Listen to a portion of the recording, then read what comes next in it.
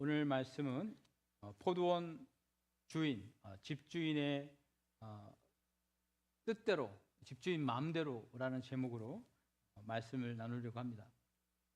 우리나라에 오니까 건물주가 창조주 다음이라는 그런 얘기를 하더군요. 근데 이제 건물주, 외국에서는 이제 집주인 하면 땅 주인을 집주인이라고 지금도 합니다. 랜로드 하면 물론 땅 주인이지만 집주인 이렇게 표현합니다.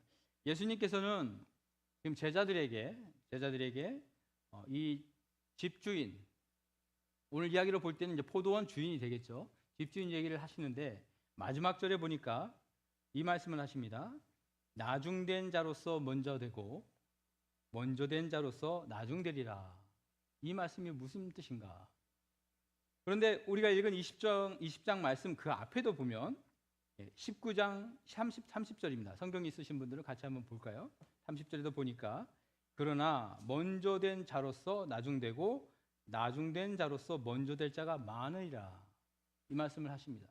그러니까 오늘 포도원 주인, 집주인의 비유의 말씀 앞서서 이 얘기를 하시고 나서 포도원 비유를 말씀하시고 그리고 똑같은 말씀을 하신 거거든요. 결국은 왜 이 말씀을 하셨느냐? 앞장에 있었던 이야기와 연결이 된다는 것을 우리가 알 수 있습니다. 그럼 이 앞장에서 무슨 일이 있었느냐? 한 젊은 청년이 부자가 예수님께 찾아옵니다. 그리고 자기가 율법대로 다 살았습니다. 모든 것을 지켰습니다. 이제 내가 뭘 더 할 수 있겠습니까? 예수님께서 그래? 그러면 딱 한 가지 너에게 부족한 것이 있는데 네가 가지고 있는 모든 소유를 팔아 가난한 사람을 다 나눠주라. 그리고 나를 쫓으라. 이렇게 얘기합니다. 그랬더니 그 부자가 가진 것이 많음으로 고민하여 갔더라. 근데 예수님께서 제자들에게 뭐라고 하십니까? 부자들은 천국 가기가 나귀가 바늘기 들어가는 것보다 힘이 들다. 그랬을 때 제자들이 어떻게 반응했을까요? 아, 그렇군요. 이러지 않고요. 깜짝 놀랐습니다. 아니, 어떻게 그럴 수가 있습니까? 어떻게 부자들이 천국을 못 갈 수가 있습니까? 요즘 성도들한테 이런 얘기를 하면 별로 놀라지 않거든요. 여러분 보니까 별로 놀라지 않아요. 부자들은 천국 못 갑니다. 보세요, 안 놀라잖아요. 우리 교회는 부자들이 별로 안 계신가. 근데 제자들은 깜짝 놀랐어요. 왜요? 당시 사람들은요, 부자란 하나님으로부터 특별한 축복을 받은 사람이다. 조상 대대로 믿음의 가정이고 열심히 하나님을 섬기고 율법을 지키고 그래서 축복받은 사람들, 당연히 천국 간다. 천국 1순위다. 이렇게 생각을 한 거예요. 그런데 예수님은 그렇지 않다. 얘기를 하시죠. 그리고 뭐라고 하시냐면 부자 얘기를 하시고 이어서 주님을 위하여 자기 것을 버린 사람들, 헌신한 사람들에게 받을 상급에 대해서 얘기하죠. 27절에 보니까 우리가 읽은 장 앞절 27절에 보면 베드로가 뭐라고 합니까? 예수님 보십시오. 우리가 모든 것을 버리고 주님을 따랐습니다. 그러므로 우리가 무엇을 얻을 수 있습니까?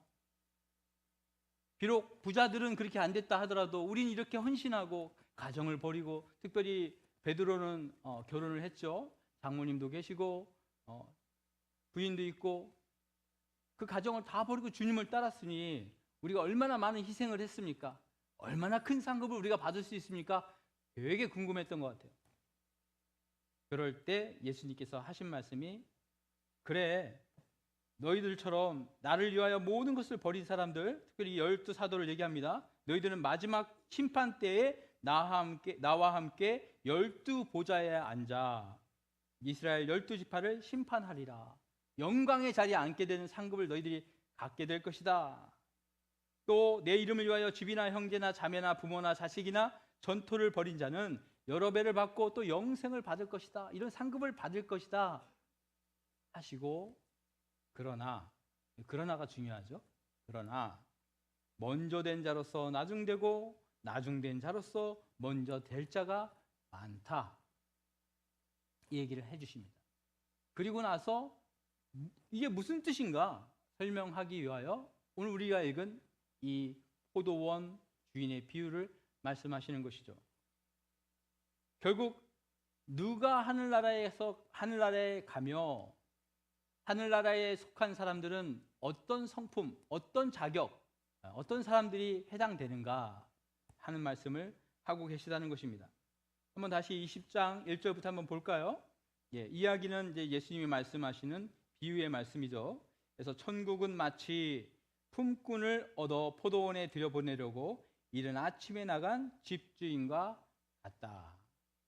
여러분, 천국은 여러 가지 비유로서 설명이 될 수 있는데 오늘은 특별히 예수님께서 일꾼들을 구하려 나간 집주인과 같다라고 하십니다.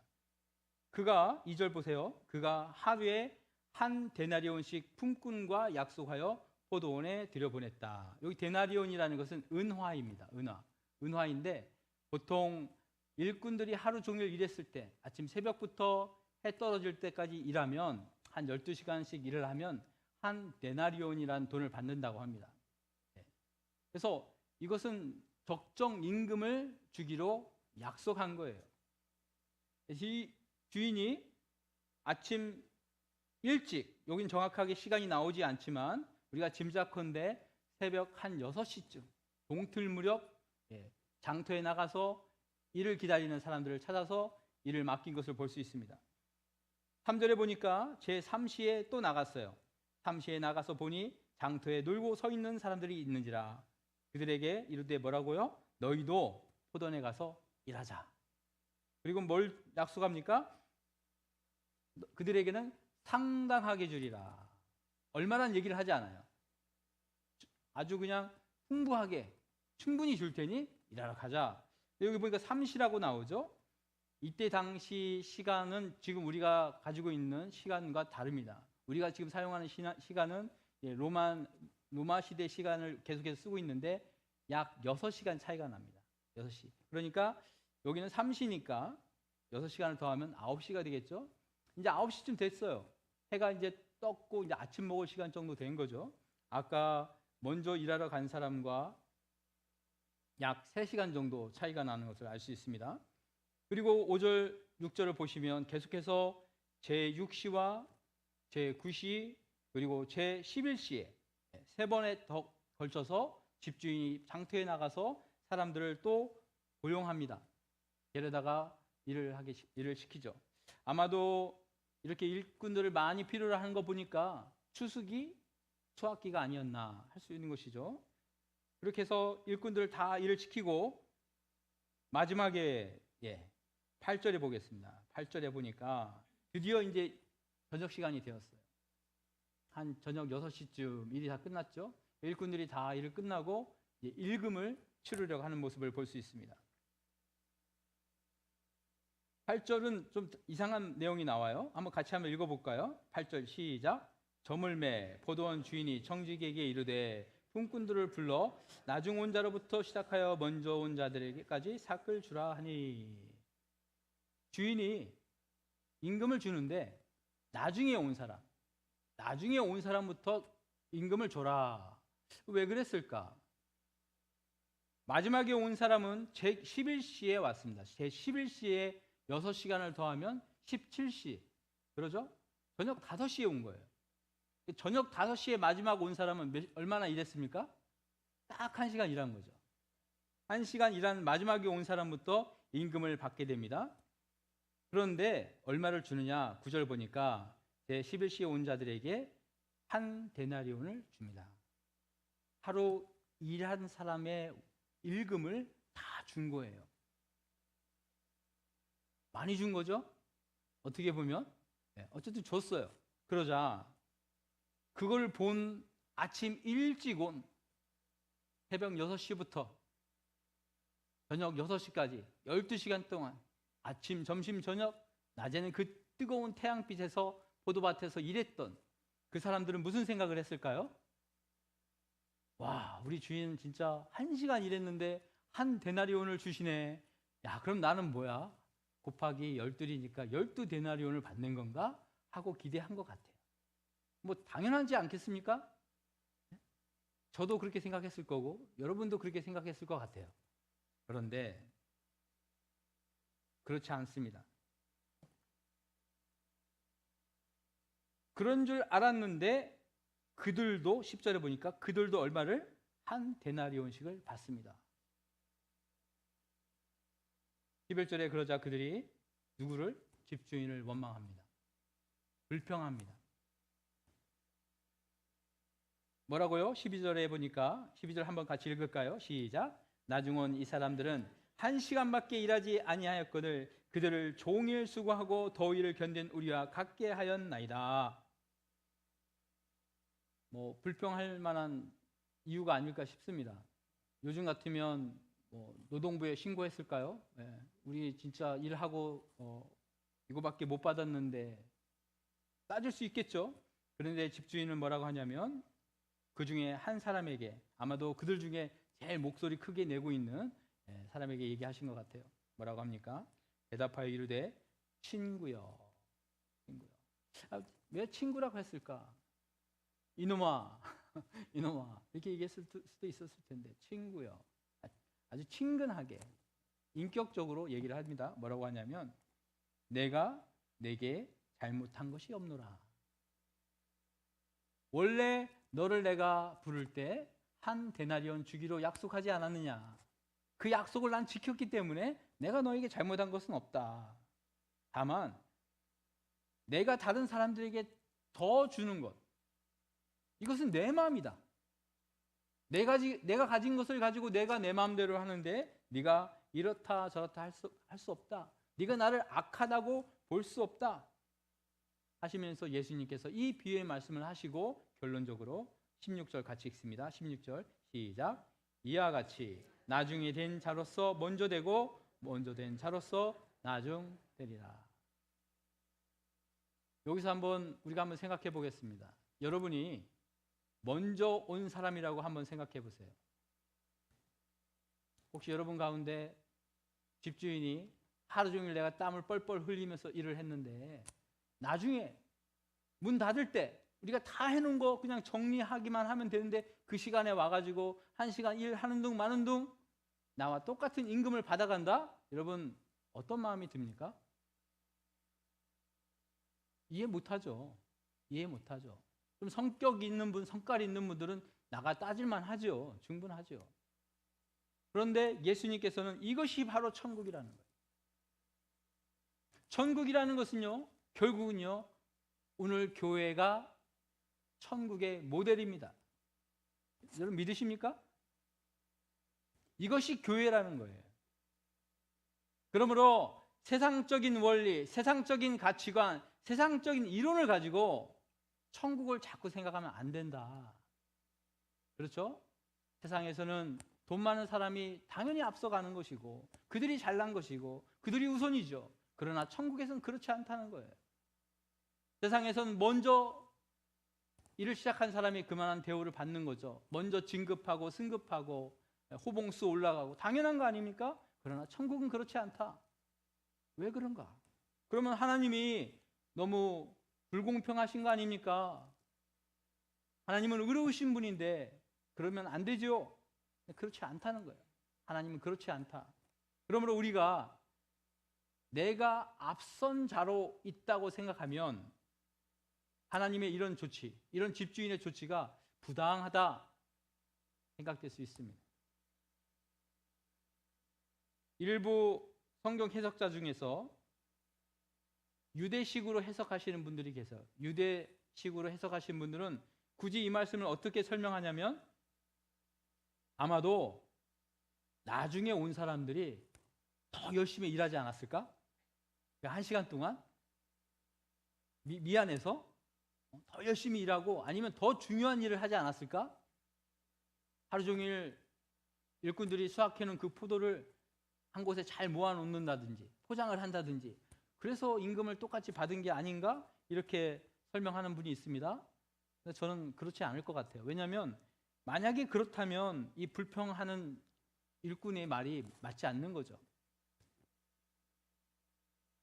그리고 어떤 분들은 먼저 온 자들이 대충 일한 거 아닌가? 그래서 주인이 보고 이놈들 하루 종일 일하는 게 시원찮네 하고도 똑같이 임금을 줬다, 이렇게 굳이 해석하시는 분도 계시던데 이것도 저는 맞지 않다고 생각합니다. 왜요? 왜냐하면 주인께서 임금을 줄 때 그들을 나무라거나 호통친 내용이 안 나옵니다. 그리고 그들 스스로 우리가 하루 종일 더운 밭에서 일한 것을 얘기하고 있기 때문입니다. 그렇다면 왜 하나님은, 예수님은 왜 이런 비유를 하셨나? 왜 주인은, 여기서 말한 주인은 하나님이신데 왜 천국 백성들에게 똑같은 임금을 주시는가? 그것은 천국은 우리가 얼마나 일을 많이 했는지, 우리가 누가 먼저 시작했는지, 누가 더 수고를 많이 했는지를 기준으로 하지 않고 주인 마음대로라는 것입니다. 따라해 보겠습니다. 주인 마음대로. 사랑하는 성도 여러분, 그 주인 마음대로 정하셨기 때문에 저와 여러분이 천국 가는 겁니다. 우리 하나님이 일일이 따져서 누가 더 일을 많이 했는지, 누가 더 제대로 했는지, 누가 꼼꼼하게 일을 했는지 그걸 찾아서 이만큼 한 사람만 천국 가고 나머지는 못 가 했으면 어쩌면 저와 여러분 못 갈 사람도 있지 않을까 두려워, 걱정해야 됩니다. 다시 말하면 천국은요, 완전히 하나님의 은혜로 가는 것이 천국인 줄 믿으시기 바랍니다. 은혜예요. 은혜. 묻고 따질 필요가 없는 거예요. 왜 저 사람은 저만큼 받습니까? 왜 저 사람은 늦게 왔는데 이렇게 됩니까? 따질 필요가 없어요. 천국이 그렇습니다. 교회가 그렇습니다. 예수님의 비유 가운데 탕자가 있습니다. 탕자의 비유. 탕자의 형이 나오죠.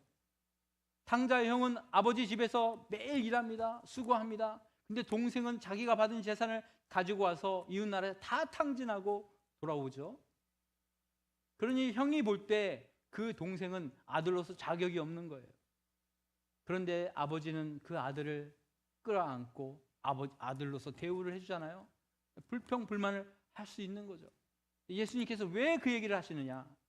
바로 이스라엘 백성들이 탕자의 형이기 때문에 그렇다는 거예요.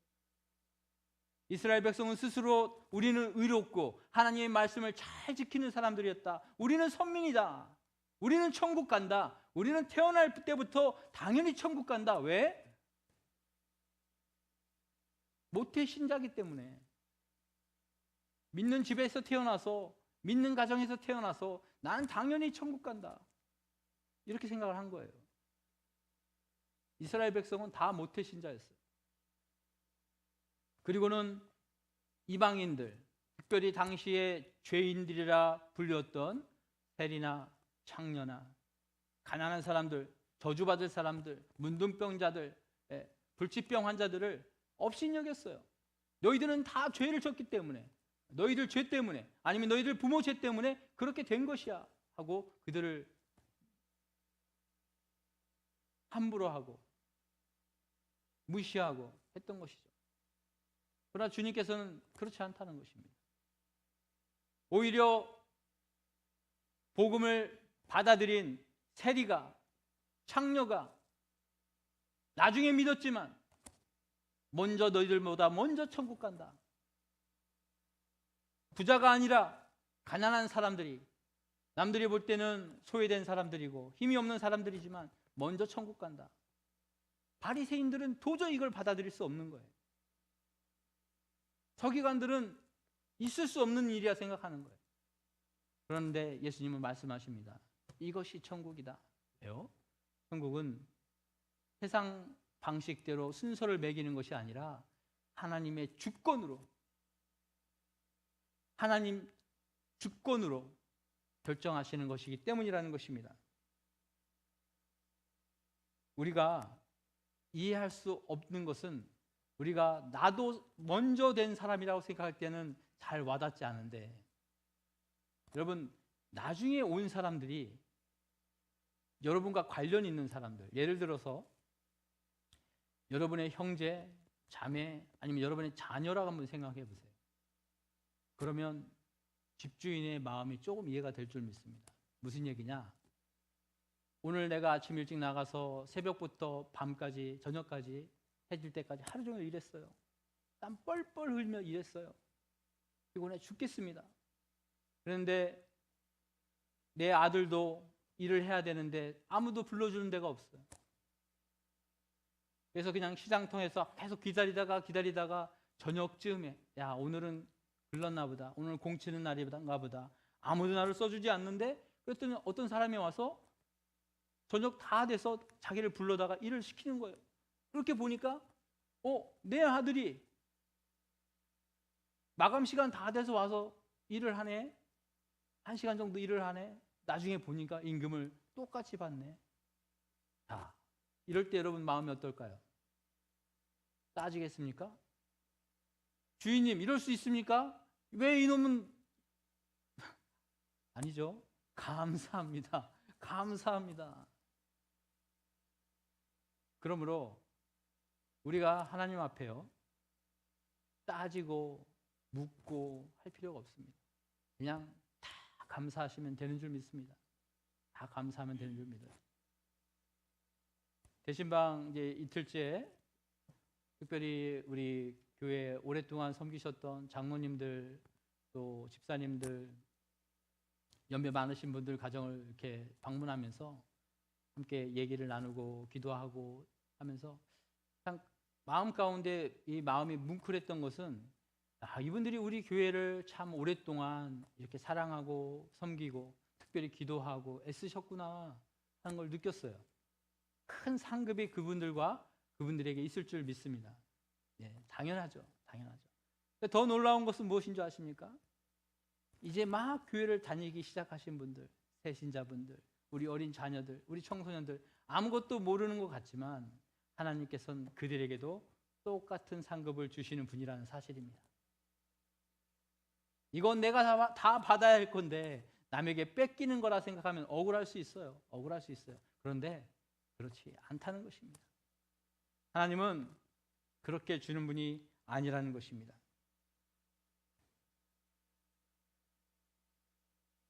은혜는 우리의 기대를 넘어선 것이다. 너무 멋진 말인데 자꾸 까먹어서 써놨어요, 제가. 은혜는 기대를 넘어서는 것이 은혜이다. 성도 여러분, 우리가 그런 말 많이 합니다. 크리스찬들이 그런 말 많이 해요. 오늘 은혜 받았습니다. 은혜 받았습니다. 우리가 한번 생각해 봐야 됩니다. 은혜란 내 마음에 드는 것이 은혜가 아닙니다. 나에게 감동 주는 것이 은혜가 아니에요. 예배를 드렸더니 목사님이 재미난 예화 또 감동적인 이야기를 통하여 내 마음을 움직이셨네. 나 은혜 받았어. 오늘 성가대가 멋진 찬양으로 막 닭살을 돋을 정도로, 정말 저는 뒤에 앉아 있으면 가끔씩 성가대가 찬양할 때 닭살이 돋습니다. 찌릿찌릿합니다. 야, 나 은혜 받았어. 성가대 찬양이 은혜 받았어. 이게 은혜일까요? 은혜 맞습니다. 그것도 은혜입니다. 그런데 우리가 은혜라는 말을 이렇게 계속 쓰다 보니까 은혜의 참 가치가 떨어진 것 같아요. 여러분, 은혜라는 것은요, 도저히 내가 받을 자격이 없는 사람이 받았을 때, 무언가를 받았을 때 그것을 은혜라고 합니다. 나는 강도요, 나는 십자가에서 죽을 수밖에 없는 죄인인데 내 옆에 계신 분이 예수님이네.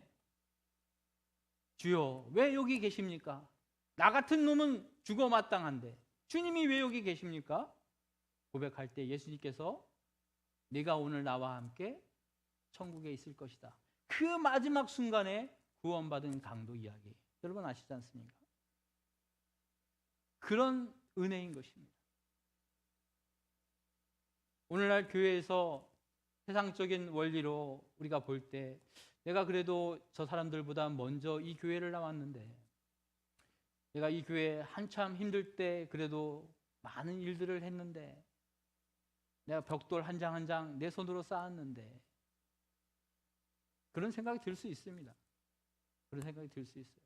그러나 나도 뒤늦게 온 은혜 받은 자다, 이렇게 생각하시면 됩니다. 이해가 되십니까? 네. 물론 우리 교회 역사 55년 동안 55년 전에 이 교회를 세우신 분들은 벽돌 한 장 한 장 정말 쌓아서 교회를 세우신 분들이에요. 그런데 그분들도 사실은 뒤늦게 하나님으로부터 은혜 받은 자다. 왜 그런가? 예수님께서 말씀하신 첫 번째 먼저 부른 사람들 가운데 12제자들이 있습니다. 여러분, 12제자들도 한 데나리온을 받고요, 여러분도 한 데나리온 받는 거, 이거 공평하다고 생각하십니까? 말씀이 없으시네요. 공평하지 않나? 잘 들어보십시오. 12제자 가운데 야고보, 베드로, 마태, 마띠아, 안드레, 다데오, 바돌로메, 빌립, 시몬은요 모두 십자가에서 죽었습니다. 특별히요, 베드로는요 그 십자가를 거꾸로 달려 죽었고요, 베드로의 동생 안드레는요 X자형으로 다리를 벌리고 십자가에 못 박혀 죽었고요, 바돌로메는 팔가죽을 벗겨내고 십자가에 못 박혀 죽었습니다. 도마는요 인도에서 선교하다가 이거는 정확하지는 않지만 창에 찔려 죽었다, 이렇게 알려지고 있습니다. 야고보와 마태는 목이 잘려 죽었습니다. 알페오 아들 야고보는 예루살렘 성전 꼭대기에서 밀쳐 떨어져서 죽을 줄 알았는데 살아났거든요. 그러자 사람들이 몽둥이와 돌로 그를 죽였습니다. 순교당한 거죠.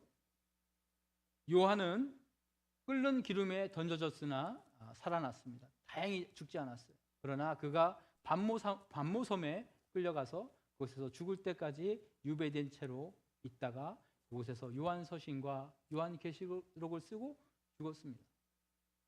사랑하는 성도 여러분, 만약에 여러분들이 그래도 내가 저들보다는 먼저 저녁 5시에 온 사람보다는 3시에 온 사람으로서 임금을 더 받아야 되지 않나, 혹시 이런 마음에 드신다면 새벽 6시에 온 사도들을 기억하시기 바랍니다. 초대교회에 복음을 전하려고 순교당한 수많은 우리 믿음의 조상들이 계십니다. 이 한국이 믿음의 국가가 되기 위하여 공산당들에게 또 일제 식민지 때 그들에 의해 죽음당한 수많은 우리 믿음의 선배들이 계신 걸 믿으시기 바랍니다. 하나님께서는 그들에게도 한 데나리온, 우리처럼 편하게 이렇게 아름다운 교회에서 기타 틀어놓고, 그렇죠? 잘 안 보이는데 뒤에 큰 화면으로 얼굴 다 보면서 추울 때는 따뜻하게, 더울 때는 에어컨 틀면서 신앙생활 하는데도 불구하고 하나님께서는 똑같이 한 데나리온을 주신다. 만약에 우리가 이것을 정말 깨닫는다면 모든 것을 감사함으로 받아야 할 줄 믿습니다. 모든 것을 감사함으로 받을 줄 알아야 됩니다. 꽃으로도 때리지 말라라는 책을 쓴 김혜자 권사님이 어떤 책에서 이런 말을 했습니다. 김혜자 권사님이 이제 연극을 많이 하는데, 그분이 연극을 하는데 대부분 연극을 하게 되면 무대에 불을 끕니다. 그러면 관객들 얼굴이 잘 안 보이죠. 그렇죠? 그런데 어느 날 유난히 어떤 관객 한 분이 얼굴이 달처럼 빛나더래요. 근데 그분이 누구냐면 맨 앞에 앉아 계신 거예요. 우리 간사님처럼 맨 앞에 한가운데 딱 앉아 계시는 거예요. 그날 좀 분을 좀 많이 발랐나 봐. 얼굴이 환하게 빛이 나는 거예요. 그래서 막 연극을 하고 있는데 이분이 잠을 자고 계신 거예요. 그래서 피곤한가? 아니면 눈을 감고 내가 대사를 하는데 그걸 음미하고 계시나?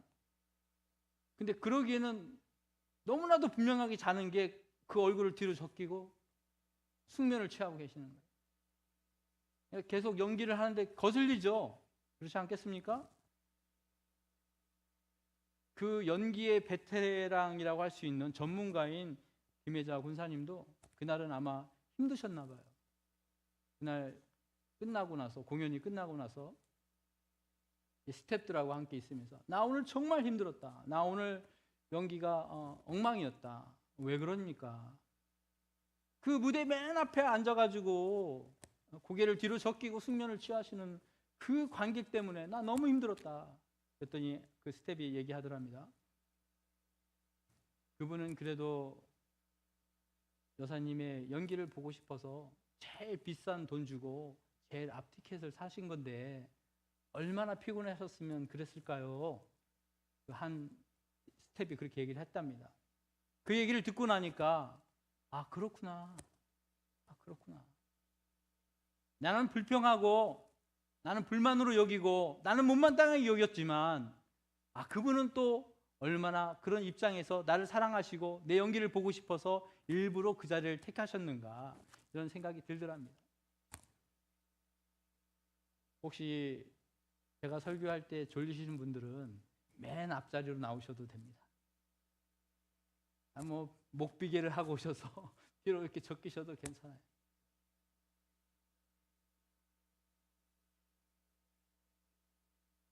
아무리 힘든 일도, 아무리 부적절한 것 같아도 우리가 감사로 받으면 못 받을 것이 없습니다. 기도하겠습니다. 이 시간 하나님 우리 삶 가운데서 주님의 주신 큰 은혜를 생각하면 정말 불평할 것이 하나도 없다는 것을 알게 하여 주시옵소서. 내가 한 것, 내가 이룬 것, 내가 수고한 것을 생각하면 하나님 앞에 따지기도 하고 불평할 수도 있지만 주님 앞에 불평할 것 하나 없습니다. 감사합니다. 육신의 연약함, 가정의 형편, 내 모든 상황 주님 앞에 감사하게 하여 주시옵소서. 이 시간 우리가 통성으로 주님 앞에 고백하며 나가겠습니다. 할렐루야. 하나님 감사합니다. 이 시간도 아버지 말씀을 통하여 천국은 아버지여 먼저 된 자가 나중되고 나중된 자가 먼저 된다고 하는 이 말씀의 의미가 무엇인지 다시 한번 깨닫게 하여 주시고 참으로 아버지 내가 먼저 된 것으로 상급을 더 받는 것이 아니라 우리는 자격 없지만 하나님의 주권으로 하나님의 사랑으로 우리가 자격을 얻고 오직 하나님의 뜻으로 우리가 구원받은 것을 믿고 깨닫게 하여 주시고 이제 나보다 연약한 사람들, 나보다 부족한 사람들을 사랑하며 이끌어주며 그들을 섬길 수 있는 참 전국 백성들 다 될 수 있도록 인도하여 주옵소서. 감사하며 예수님의 이름으로 기도합니다.